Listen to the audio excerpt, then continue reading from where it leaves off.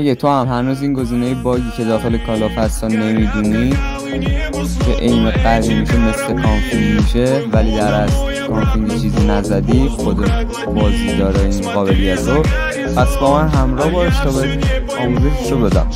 سلام دوستان، من مهدی وایتی هستم و خوش اومدید به یه دونه ویدیو جدید ما. لطفا یه دونه لایک و سابسکرایب بزنید، بعد یه دونه کامنت هم بذارید. دمتون گرم. ویدیوی آموزشی هم آخر ویدیو هست.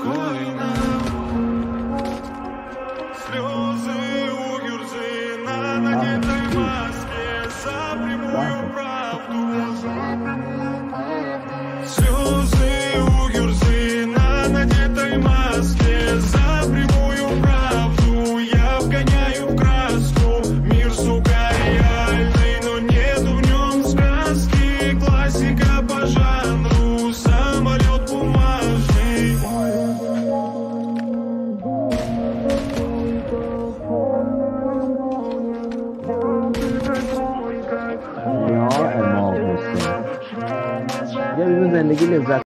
خب وارد تنظیمات کال آف دیوتی میشید. گزینه اول ایم اسیست، اینو حداقل داخل بازی وارد میشید 2-3 باری خاموش روشن بکنید. بعد این گزینه ها هم که اگه خاموشه فعال کنید.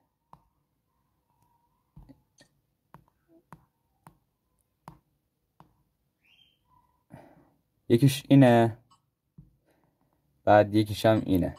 روشن کنید حتما. بعد میریم یه ذره پایینتر، میرسیم به این قسمت. دقت کنید گزینه این روش 90 من گذاشتم، یعنی من با این راحت ترم. شما اینو چیکار میکنید؟ این هر چقدر بیشتر باشه